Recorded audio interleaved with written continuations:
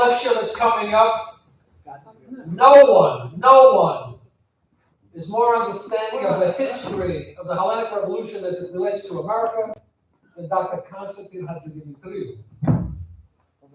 Today's important event has to do with understanding two important commemorations. The U.S. Revolution and America's involvement in the Greek Revolution of 1821. Do we have the video running? Yeah. We're all set? Okay. Dr. Hatzidimitriou, thank you. Thank you very much for inviting me, and I hope you all find what I have to say interesting. Historians have called the 19th century the age of revolutions.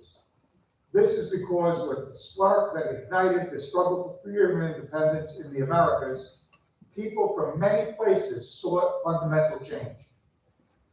Look at this timeline. So this is a revolution timeline. You see the American Declaration of Independence, 1776. Then afterwards, the French Revolution, the Haitian Revolution, Congress of Vienna, which tried to, with Metternich, tried to stop revolutions, the Greek Revolution, 1830, 1831, 1871, 1878. So there's a sequence here. 2026 marks the celebration of 250 and 205 years of freedom, a struggle for freedom, based on these two crucial events. Global history and Hellenism changed. The impact resulted in the America that we know today and the modern Greece that we know today.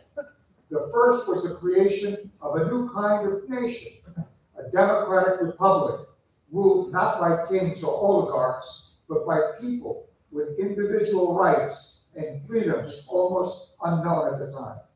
The second was the desperate and prolonged struggle of the Greek people for freedom from Ottoman tyranny, which started in 1821 and continued for 8 years until a new Hellenic nation was created, which was not as independent and free as the U.S., but which began a long process towards unification and real independence over time. What I have to say tonight is based on a detailed research that I did over many years, some of which I presented in a book and several scholarly articles. The book, founded on freedom and virtue, documents illustrating the impact of the United States on the Greek War of Independence, was published in 2002 and contains the largest number of primary sources on the subject. In fact, as you can see from the letter that I received, even before its publication, it was used and appreciated by a sitting president of the United States, Bill Clinton. He sent me a letter of congratulations and use the book in manuscript form. And I want you to notice the address. It's Astoria. So a president of the United States recognized a Greek American in Astoria. I don't think that's ever happened before or since. The book is available free online. I'm not here to sell you books, folks. You can download it from Happy Trust. It doesn't cost anything. What is overlooked often is that the United States played a unique role in the Greek Revolution, a legacy that may serve as a guide for forthcoming Greek-American relations. It also serves to demonstrate that the close ties that bind the Greek and the American people go beyond powerful. Hold it! Hey guys, hey, somebody's speaking. Greed, economic interests, and government policies. The focus of this presentation is to demonstrate that on this occasion, during Hellenism's most desperate hours, when all seemed lost, the American people proved themselves better than their government and sent precious aid to them during the war, and inspired the Greeks to create a democratic republic like their own.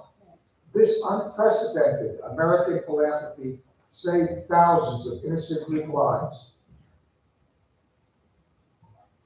And went well beyond what any other nation has done before or since the Greeks. Recently, I have also added new material to the book concerning America's contribution to the Greek Revolution as part of a remarkable Stockton State University's exhibit and online publications. It's called The Greek Revolution Through American Eyes. I hope that it will be exhibited here at the Federation as part of this year's events. And you can see what the exhibit, I won't go over it in the interest of time, but there are various sections and there are lectures and publications online, again, available free. All you have to do is Google it, and I'm hoping that we can have it here at the Federation. Tonight, I will begin by giving you a summary of the American involvement in 1821 and its relation to 1776, and talk about what conclusions we can gather from the two. My purpose is not to go over the usual material most of you already know, but to point out interesting and challenging new information. Greece's ultimately successful 1821 revolt was a complex affair that lasted almost a decade and had an immediate devastating impact upon the lives and material well-being of its people. It is difficult for us to imagine the sacrifices and desperate situation the fighters of 1821 faced. By 1826, it looked as if the war was lost, and that after 5 years of struggle, their bid for freedom from Ottoman rule would fail.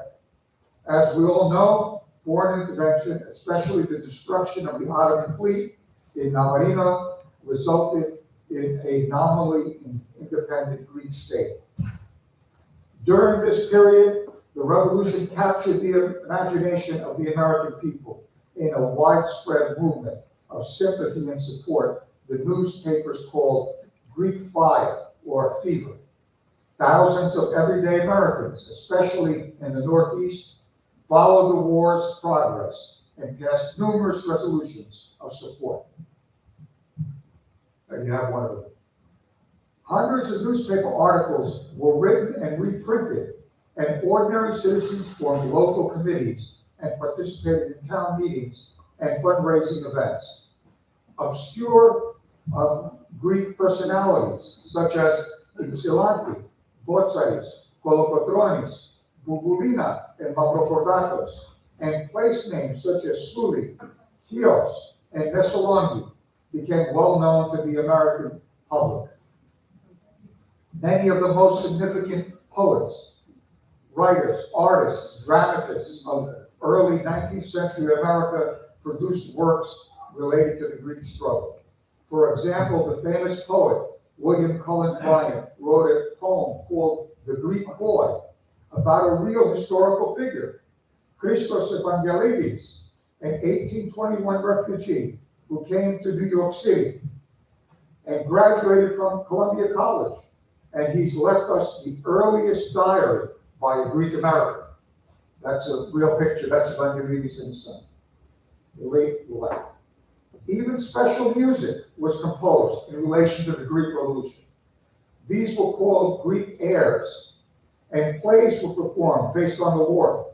It is probably safe to say that the Greek image did not enjoy the same level of name recognition, again in America, until the 1960s, when motion pictures like Zorba the Greek and the Onassis phenomenon captured the popular imagination. Why did the Greek struggle capture the popular imagination? There were many reasons. America was fertile ground for such a movement.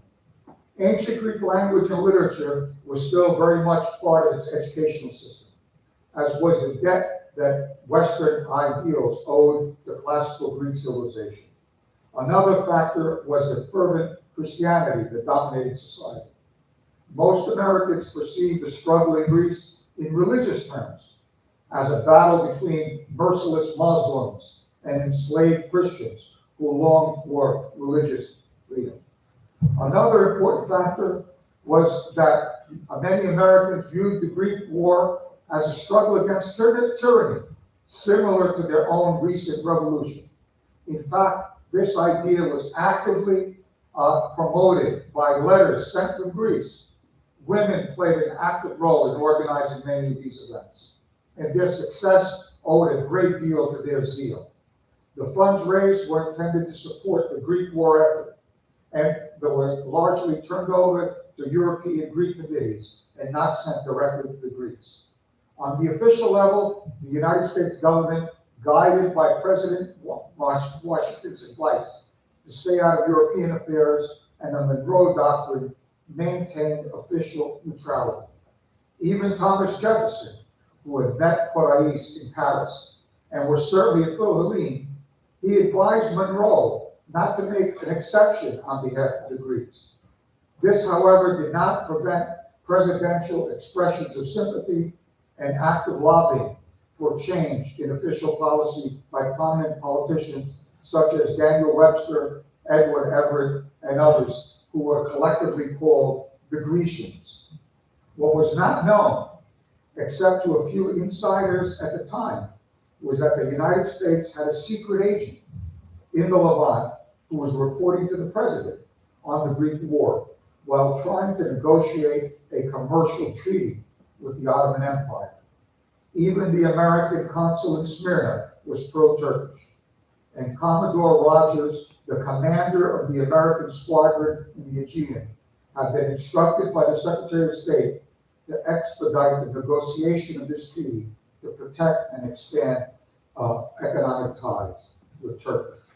Thus, no matter how popular the Greek cause was, or how much lobbying was done by influential citizens and politicians, secret diplomacy based on the value of Turkish commerce and strategic considerations negated all official efforts to assist the Greeks.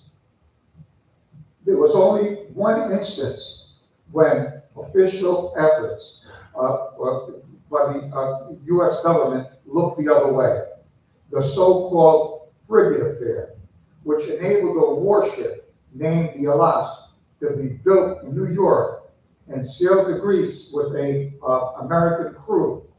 The Ottomans were so impressed by this ship that when they finally signed a treaty with the United States, they added a secret clause that stipulated that the Americans would build similar warships to them.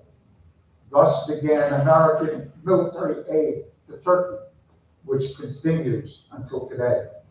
So on an official level, with the exception of gestures of sympathy, the United States in reality did little to aid the Greeks.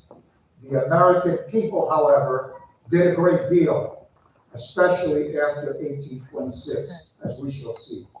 As I have mentioned, a large amount of private donations was raised and sent to the Greeks. They were sent through intermediaries. Unfortunately, most of it had little effect and was either diverted or wasted. In fact, after 1826, Greek fever declined as news reached America of the disunity, royalist sentiments, and military disasters that developed in Greece. The Greeks were involved in civil wars. They fought each other almost as much as they fought the Turks at the time. However, this did not stop American public support, but transformed it. In order to understand how this happened, now let me turn to a small number, about 12, of Americans who actually went to Greece and fought in the war. Very little is currently known of the activities of many of these brave men, which is why I'm writing a new book on American Philhellenes. It is interesting to note that among them was even an African-American named James Williams of Baltimore, who, although not quite free in his own country, traveled to faraway Greece to fight for the freedom of others. I have also discovered that there was another African-American with Lord Byron named Benjamin Lewis, who was with him when he died. Of these American heroes, 3 stand out for their devotion to the Greek struggle and their contributions: George Jarvis, William Peckham Miller, and Samuel Howe. They participated in many battles and won the respect of the Greeks for their heroism and integrity. They also led what I believe was America's most important contribution to the war, because they were largely responsible for bringing a large amount of philanthropic aid that was sent directly to Greece after 1826. And in most cases, they personally participated in its distribution. Dr. Howe also founded an American hospital on the island of Foros and a colony named Washingtonian near Corinth, which saved many lives in addition to Jarvis, who supported Greek schools and orphanages. Over a 2-year period, at least 8 shiploads of food, clothing, medical supplies, and other items were collected and shipped to Greece utilizing American merchant ships. The ones already documented are contained in the following chart. You see the list here. And I have discovered that there was at least one more additional American ship that wasn't on this chart when it was created. As the chart indicates, these cargoes of life-saving supplies gathered from donations from the American public were valued at over $130,000, which equals to about $3 million today. In order to make sure that the food and supplies went to the most needy, the Americans had to contend with many prominent Greeks who tried to steal them, including General Kolokotronis. In fact, we know of at least 2 American supply ships that were captured by Greek pirates who sold or diverted the supplies to their troops, which happened despite the fact that the Greek government agreed that the aid was only for civilians and tried to put piracy down.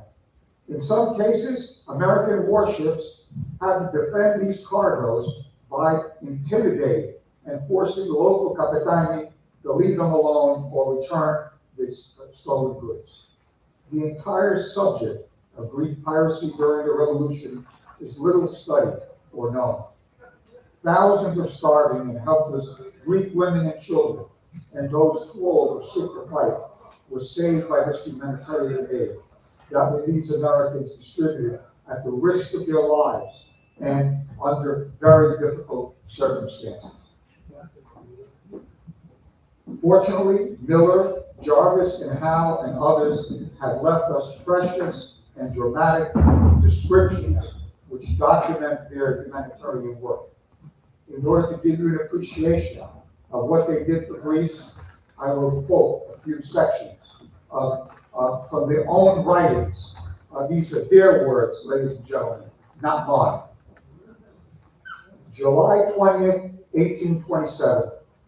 On our arrival at Epidavros, we found that Oides had got catalogs made out to the amount of 3,000 souls and had distributed 56 barrels, giving each individual 4 okas. We distributed the whole at Epidavros, 140 barrels of meal and flour, 16 tertius of rice, and 5 of Indian corn. We also distributed 4 boxes of dry goods, 5 pair of boots, 58 pairs of shoes, and a barrel of salts. A particular description of this distribution and the distress and misery of the population assembled at Epidavros would fill a volume of no small number. Suffice it to say that there were at least 6,000 souls, 6,000, assembled from different parts of Greece, now overrun by the victorious Turks. Hundreds were out in the open air with any kind of shelter. We saw a fine-looking girl of about 18 years of age under a tree, sick with fever. She was an orphan, and only a cousin was her only living relative. We gave this poor creature a blanket, clothing, and rice and medicine. There was a heavy shower of rain this afternoon. Mr. Stuyvesant could not believe that the sick would be able to exist under such conditions. November 16, 18, 1827, Isthmus of Corinth. After landing and securing the remainder of our cargo at Foros, I proceeded with a portion of it to the Isthmus, where great numbers of fugitives had assembled from different parts of the country and were living in a state of the most shocking privation and distress. We drew up our barrels in a hollow square to receive the charge of ravenous ravenous multitude, who seemed eager to devour them whole without waiting for us to meet our portions. The confusion and contention were inconceivable. The miserable beings who had been living for months had no better fare than beasts in the field, were almost frantic with joy at the unexpected arrival of wholesome and nutritious food. I shall never forget the feelings with which I was agitated when surrounded by this vast assemblage of poverty and misery. There were old men, gray with years and sinking under the infirmities of age. There were mothers with helpless infants screaming at their breasts. There were virgins in the prime of their days, and there were children without number in the season of playful innocence, all exhibiting the same emaciated and death-like countenances, all clad alike in rags and covered with filth and vermin. The unavoidable consequences of their homelessness and destitute condition. Many among the hapless throng had seen far better days, but oh, it was affecting almost beyond endurance to hear the tales of woe, which these houseless refugees related to us, how they had fled from the blaze of their dwellings and found refuge in some mountain retreat from the swords of their bloodthirsty pursuers, how they had seen their friends and families butchered before their eyes and led away into captivity, more terrible than the most tormenting death, and how they themselves had been wandering up and down the land, seeking rest and finding none, and suffering under toils and privations that had reduced them to forlorn conditions. The next one, which I won't read to you, gives a number of 18,000 of these starving people. I estimate that the number of Greeks saved from immediate starvation, based on accounts like these, which I quoted to you, was over 200,000. In one of his writings about the struggle, Edward Everett, America's greatest Philhellene, who was a scholar, a congressman, and president of Harvard University, sought to give an answer to the question of why should America send aid. His answer was that it did not matter that the struggling Greeks were the ancestors of the giants of classical civilization, but that Americans should care about them because of their common interest in liberty and virtue. Thousands of his countrymen apparently agreed with him and ignored commercial interests and official government neutrality to send aid to a people yearning to be free. This was the most important contribution to the Greek Revolution by America. More important than presidential statements, political speeches, and the usual things that are talked about. Thank you for your time.